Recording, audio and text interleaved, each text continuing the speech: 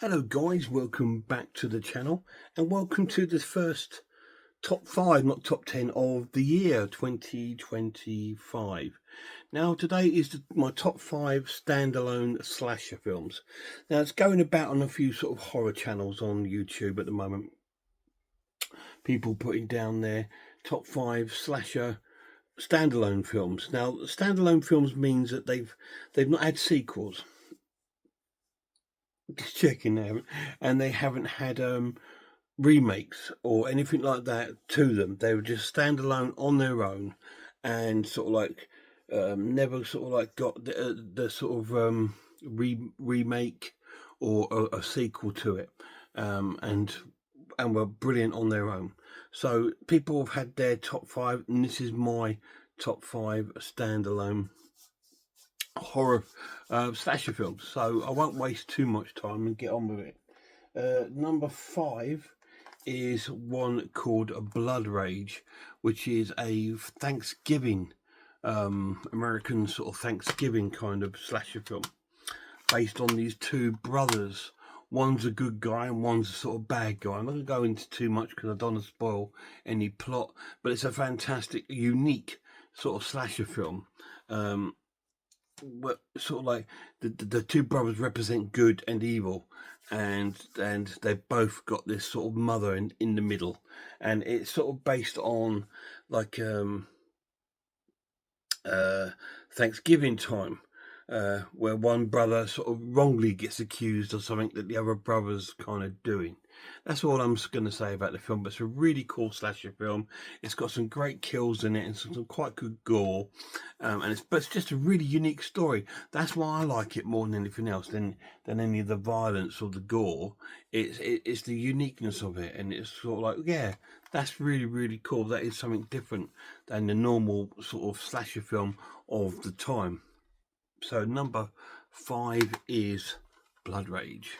Number 4 is a video nasty, and it's The Burning. Now, this will be a lot of people's number 1, and I think yes, it's fantastic. And in my top 10 slasher films of all time, I think it's about number 2 or something like that. But I didn't put it number 1 simply because everyone else probably has. And although it's a unique standalone film, it does have elements of like some other slashers like Friday the 13th. It's very similar, except a lot more gory. It has the gore that the first sort of Friday the 13th didn't particularly. It had some gore, but not as in depth as this one. This was a bit more violent, and this was in the video nasties, and it's based on our caretaker, who is it Cropsey, who's been killed by some teens playing a prank on him. He's asleep in his sort of shack at night, and he's the caretaker of this camp, and they play a trick on him, and the candles accidentally fall down and set his place on fire, and he supposedly burns in there, and he's taken to hospital, and he's pretty much got 90% of his whole body covered in burns, but he's managed to survive it, and he goes back years later and sort of seeks his revenge on the sort of campers at the camp. And I think one of the two campers, the main sort of leader guy of him, he was one of the guys that sort of played the trick on him years ago. But yeah, it's a revenge movie, a bit like Friday the 13th, where the mother goes back to revenge Jason. This one, he's going back to revenge himself being burnt to pretty much to death. And it's absolutely fantastic slasher film. Quite violent, quite gory. It is one of the sort of like nominous video nasties, and it's absolutely fantastic. And there is a review of this way back in my channel. You just have to put in YouTube search Joffrey Noodle Legs The Burning, and I'm sure it'll come up if you want to find and search a review of that. So number 4 is The Burning. Number 3, this is another sort of high score kind of slasher film which I really enjoyed, and it's Happy Birthday to Me. I thought this was a really good slasher film because it's one of those ones, a bit like in the 90s. This is an 80s film. In the 90s, that they went through a phase of making slasher films with like a whodunit sort of slasher film, and this was kind of like one of the really early ones where yes, there's a killer, but you don't know who it is until like the sort of like the Hitchcock or the Sherlock Holmes sort of Scooby-Doo ending sort of thing. It's that kind of sort of slasher film where it keeps you gripped. I wonder who's doing these killings. And that's why I liked it again, because at the time that was quite original. I said in the 90s we were inundated with them, urban legends, Scream, and all these. They were all kind of like, who's the killer, who's the murderer, and this is one of the sort of like early ones that didn't tell you who the killer was until like the end twist at the end, which was fantastic. It's an amazing twist, and it's a really cool film. It's a good slasher. There's some pretty cool deaths in it, great memorable characters, so 80s. So 80s, when you put this on, you're in the 1980s, and it's absolutely fantastic. It's brilliant. Great music, some great kills in the film, great storyline, and a great twisted ending. And it's just a little bit different again from the other slashers. That's why it really pulled on my heartstrings, and I really loved it. So that was number 3. Number 2 is one that's not really. It's been out of print in the UK now for so long. I don't think anyone's ever going to pick it up, sadly. I got this on an import. I think it's been released now on Blu-ray or whatever in America, but here in the UK it's still not available. So I've got like a European DVD, and it's Alone in the Dark. This one's directed by Jack Shoulder, and it stars Jack Palance, Donald Pleasance, and Martin Landau. It's got a really strong cast in it. Really cool film.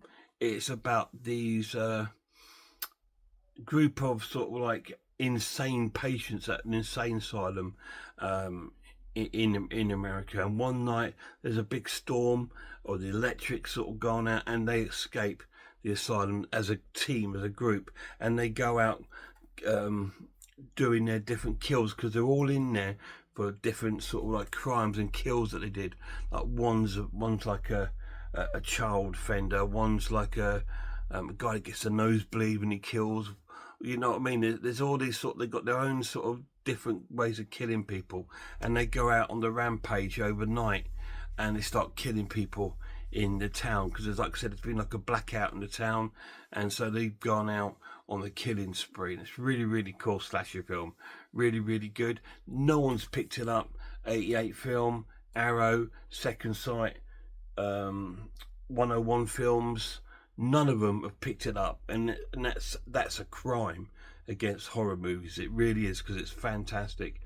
It's not one of the most goriest of films, but it has a real sort of Halloween feel to the film, to it. You know, it does have that sort of feel to the film, and it plays out really well. And like I said, it's such a strong cast, really well acted, and it's like, why hasn't anybody picked this up? It's probably down to copyright. I don't know who owns the rights to this movie, but I believe in America, like I said, I believe it has had some sort of re-release there. But here in the UK, we've had Zilch, so I've only got it on DVD. And that is number 2. So number 1 has to be number 1, because if it isn't, Linda George will be very cross with me.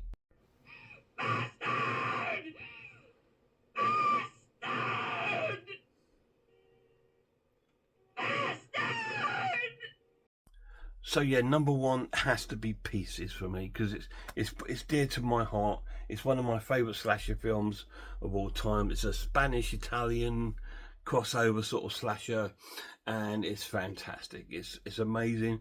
Great kills, fantastic characters, rememberable characters. You got Christopher George, the worst police officer in the world. He's so bad he has to rely on one of the students to solve the crime for him. And you've got the amazing sort of like cast and deaths in there. You've got the amazing Linda George playing tennis in it. What else do you want? It's got a great soundtrack. It's a great film.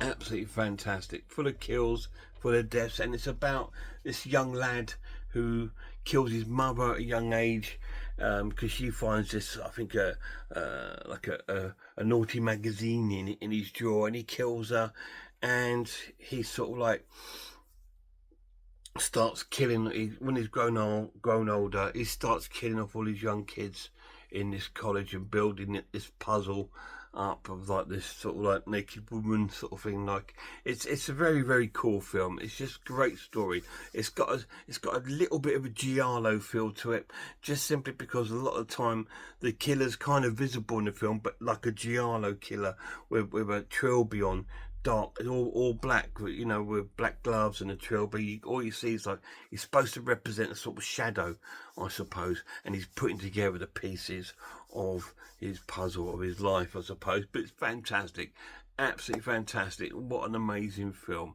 So that, guys, is my top 5 standalone slasher films. I hope you enjoyed them. I know it's not a long video, this, but it never was going to be. But it's just wanted to put it out there, because it's going around at the moment. There's people putting out their favourite sort of top 5 standalone slashers. So this is mine. And so if you do get a chance, go and check out some other horror channels. Check out Horror Hands, Horror Geek, Man Review Film, Irish Design, Pizzawell. I'm the Ice Lord, the Maniac, Cat Watches Horror Movies, Grumpy Andrew's Haunted House. And a massive shout out to my lad. Till next time, please look after yourselves, look after one another, and I really hope I see you all soon.